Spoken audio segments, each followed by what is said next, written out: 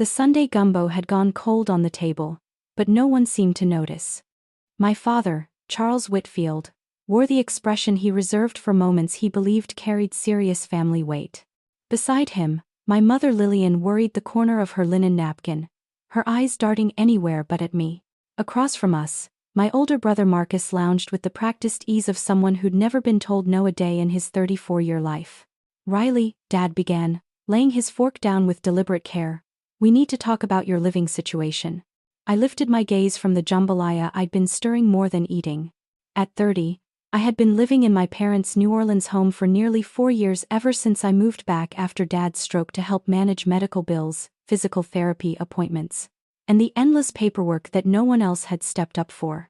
Marcus lived just 10 minutes away but had always been too swamped to help. "What about it?" I asked, keeping my voice steady.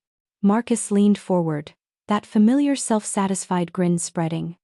"Big news, little sis. The company promoted me regional vice president. Office upgrade, travel perks, the works." "That's great," I said honestly. He had always been the star, the Whitfield who shined bright enough to blind everyone to his shortcomings. Dad cleared his throat. "Which is why your mother and I believe it's time for Marcus to move back home. This house is ideal for someone in his position, space for meetings, dinners, client events. It fits the image." The words hit harder than I expected. "And where exactly am I supposed to go?" I asked. Mom finally looked up. "There's a new apartment complex in Midtown. Marcus said he'd help with the deposit." "Help with the deposit," I echoed. As if that erased the fact that I had covered half the mortgage for the past 4 years. As if the $22,000 I'd put toward Dad's medical care during his recovery had slipped everyone's minds. As if the utilities, the repairs, the groceries, all the invisible labor of keeping a household afloat meant nothing. Marcus shrugged. "You're 30, Riley. Isn't it time you got your own place? You can't live with Mom and Dad forever." I swallowed the words I wanted to unleash. Instead, I nodded. "When do you need me out?" Dad shifted, uneasy for the first time. "Marcus's lease ends soon. So, 2 weeks. 2 weeks, I repeated softly, feeling the floor tilt beneath me. "All right. This house belongs to your successful brother now," Dad said with forced enthusiasm, as if volume could turn betrayal into logic. They had already moved half of Marcus's furniture inside. I stood in the dining room, taking in the walls I repainted last spring, the modern brass light fixture I installed after the old ones sparked out, the hardwood floors I'd paid to have refinished with my year-end bonus. And then I saw the boxes, Marcus's boxes, stacked neatly in the corner. They had planned this long before the conversation at dinner. "Of course," I murmured, rising slowly. "I'll start packing tonight." Mom's expression buckled, though she kept trying to smile. "Sweetheart, we're not kicking you out. It's just, Marcus needs." "I understand," I said before she could finish. "Marcus needs the house for his career. I'll figure something out." I walked upstairs to my bedroom, the same room I'd slept in since I was 12. The room I stayed in even after I could afford my own place, because I believed family meant loyalty. Apparently, loyalty was a one-direction highway. That night, surrounded by half-filled boxes, I made a phone call. "Maria? It's Riley. I need you to pull some property records for me. Tonight if possible." The next morning, drilling jolted me awake. Still half-dazed, I went downstairs to find a locksmith kneeling at the front door while Marcus stood behind him sipping coffee like a man overseeing renovations on a property he already owned. Mom was in the kitchen scrubbing a plate so hard I thought she'd crack it. "What's going on?" I asked. "Oh," Marcus said casually, avoiding eye contact. "I had the locks changed. Security upgrade.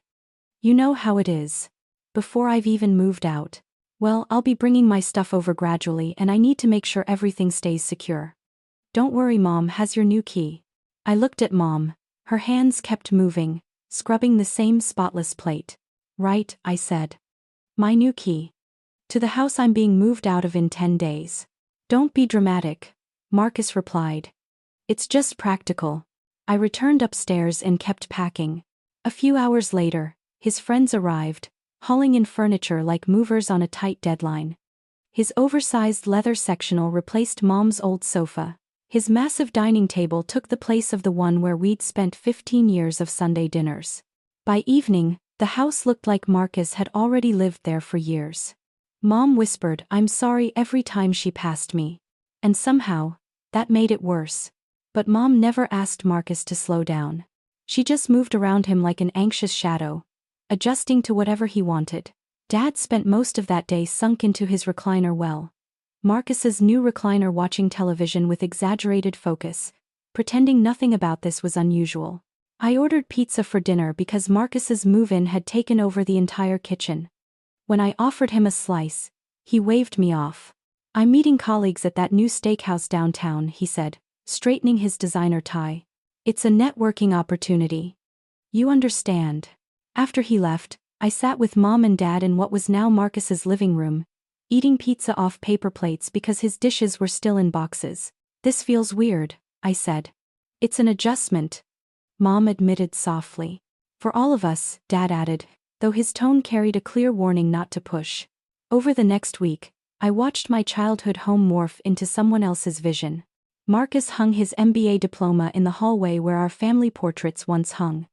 He installed a wine fridge in the kitchen and replaced Dad's old recliner with a sleek leather chair that matched his curated aesthetic.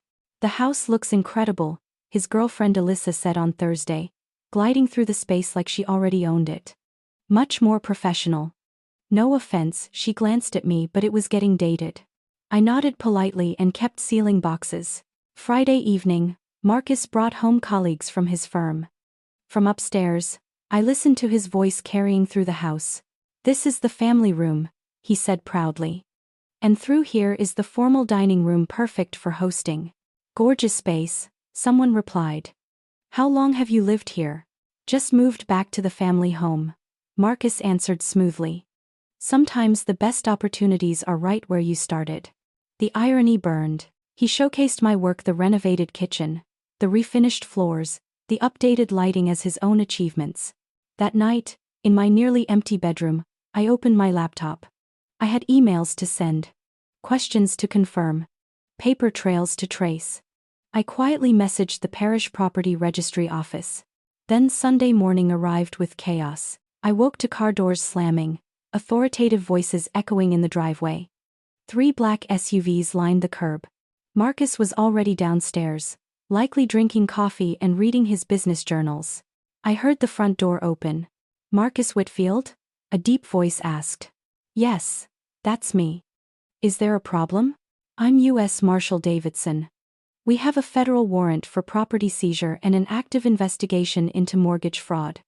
"Step outside, sir." Everything went silent. Everything was about to change. I threw on jeans and a sweatshirt and hurried downstairs, heart thudding. The living room was filled with federal agents, their jackets marked U.S. Marshal. Marcus stood in the doorway in silk pajama pants, looking both confused and offended. Mom and Dad appeared behind him, Mom clutching her robe tightly at the collar. "There's been some mistake," Marcus insisted. "This is my family's house. I just moved back in." Marshal Davidson consulted the stack of documents in his hand. "According to federal banking records, this property was fraudulently transferred. We have documentation of forged signatures and identity theft connected to the mortgage." "Identity theft?" Dad sputtered. "That's impossible." "Mr. Whitfield," Marshal Davidson said, turning toward him, "when was the last time you reviewed the actual title documents for this property?" Dad blinked. I don't understand what you mean." "The legal owner of this house," Davidson continued, his tone neutral but firm, "according to parish records filed 3 years ago, is Riley Whitfield.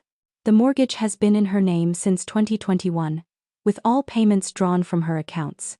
Silence fell so heavy it felt physical. Marcus's face drained of color. That can't be right." "Sir," the marshal said, "you are currently occupying a private residence without the owner's consent. The rightful owner has filed complaints involving theft, trespassing, and identity fraud." I stepped forward from the kitchen doorway where I'd been standing unnoticed. "That would be me," I said. Every head whipped toward me. Marcus's mouth opened and closed like he was gasping for air. "Riley?" Mom whispered, horrified. Marshal Davidson nodded respectfully.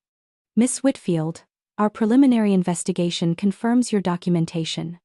The mortgage records, title transfer, payment history all valid and lawfully filed. What documentation? Marcus demanded, almost shouting. I reached into my tote bag and took out my phone, opening the folder I had curated for 3 years. The mortgage application I filed in 2021. The notarized title transfer Dad signed when he fell ill. The bank statements showing every payment from my business accounts. The property tax receipts in my name. The homeowner's insurance policy I'd maintained. Dad collapsed into Marcus's new leather chair as if the truth had physically knocked him down. You bought the house. He whispered. I bought the house from you and Mom 3 years ago, I said quietly. When you needed money for medical bills and debt consolidation, you both signed the papers. And I've been paying every mortgage installment, tax bill, insurance premium, and repair cost ever since. The room felt suddenly too small for the truth now filling it. But we didn't know you were buying it, Mom said weakly. You knew I was taking over the payments. You knew you signed the documents transferring ownership, I replied. You just never asked what that meant. Marcus finally found his voice. This is insane. Riley's just a remote web designer. She can't afford. Actually, I said calmly, I run Whitfield Digital Solutions. We handle development and digital marketing for regional corporations.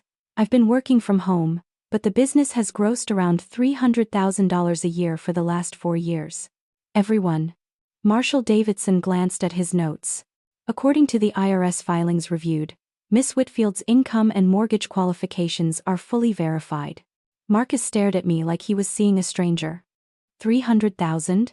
I kept it quiet because I didn't want to make anyone feel uncomfortable, I said. What mattered was helping the family, not bragging about earnings. Dad swallowed hard. Riley, if you own the house, why didn't you say something when we told you to move out? I looked at him for a long, painful moment. Because I needed to know whether my own family would actually force me out of my home to clear space for Marcus's career. And you did. Silence fell like a physical weight. Marshall Davidson cleared his throat and addressed Marcus. Sir, you need to remove your belongings immediately. Anything belonging to the property owner must remain. If used with Forder, hold on, Marcus said, scrambling for control. Even if she owns it, she can't just throw out family. There are legal. Actually, I cut in, there aren't. You never had a lease. You moved in without permission, and according to the locksmith's report, you changed the locks on my property without consent, which qualifies as breaking and entering. Marcus's face turned from pale to furious. You can't be serious. I'm extremely serious. I turned to the marshal. How long does he have? Standard procedure for illegal occupancy is 24 hours. 24 hours? Marcus shouted. I just moved everything in. I have colleagues coming for dinner tonight. Then you'd better start packing, I said. The next morning, 3 federal marshals returned. Marcus moved out that day, hauling his designer furniture and shredded pride into a rental truck. His colleagues did arrive for dinner, the dinner Marcus had boasted about all week, only to find him sweating and shoving boxes into a U-Haul while half the neighborhood watched. By Monday, the story had reached nearly everyone in his professional circle. It's hard to manage real estate when the entire industry knows you tried to steal your sister's house. Marcus's promotion was quietly rescinded the following week. His former boss, who had witnessed the chaos of that ill-fated dinner night, cited concerns regarding judgment and ethical reliability. In the corporate world, reputation was currency, and Marcus had burned through his balance in one weekend. Mom and Dad stayed in the guest bedroom for 2 weeks while they decided what to do next. I didn't force them out. They truly hadn't understood the legal consequences of what they had signed years ago, though their willingness to hand my home over to Marcus had cut deeper than I could ever explain. Eventually, Dad asked the question that had been simmering beneath every awkward silence. Why didn't you just tell us the house was yours? Because you never asked, I said softly. In 3 years of me covering every bill, neither of you ever asked how I was managing it. You just assumed I was scraping by while Marcus was the successful one. Mom's eyes filled with tears. Riley, we're so sorry. We really didn't know. You didn't want to know, I replied gently. You wanted Marcus to stay the golden child, so you avoided looking too closely at how anything was actually being paid. The following month, they moved into a senior community apartment. I helped with the deposit and the first few months' rent because despite everything, that's what family should do. But I also installed a new security system and changed every online password I owned. Loving my family didn't require being naive. Marcus tried reaching out several times through Mom, usually when his own rent was due. Turns out his regional manager's salary didn't stretch as far when he was responsible for his own mortgage and utilities instead of mine. I politely declined the invitations to work things out or be a family again. Some bridges, once set on fire, leave only ash. Meanwhile, my business flourished. I hired 2 full-time employees and eventually moved into a proper office in downtown New Orleans. The house became my sanctuary, a reminder that quiet competence will always outlast loud ambition, and that true success doesn't require applause. Sometimes I see Marcus around town, usually at networking events where he's trying to patch together his reputation. He always looks away first. I kept the locks he installed though. They were a good upgrade. And in the end, he'd been right about one thing: security matters when you finally understand how valuable your life truly is. If you've stayed with me through this entire journey, I want to ask something from you, not out of pride, but because sharing stories like mine can help someone else find their voice.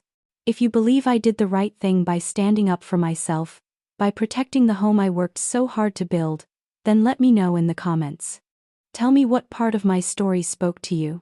Tell me if you've ever been underestimated by your own family, or if you've ever had to reclaim something that was always yours. Your support reminds me that quiet people aren't invisible, we're just thoughtful before we rise. And if there's one piece of advice I hope you'll carry into your own life, it's this: your worth isn't determined by who praises you but by what you consistently contribute even when no one is watching. Don't shrink yourself to make others comfortable. Don't let family expectations silence your accomplishments. And never, ever feel guilty for protecting what you've earned. Boundaries don't break families, they reveal who was benefiting from your lack of them.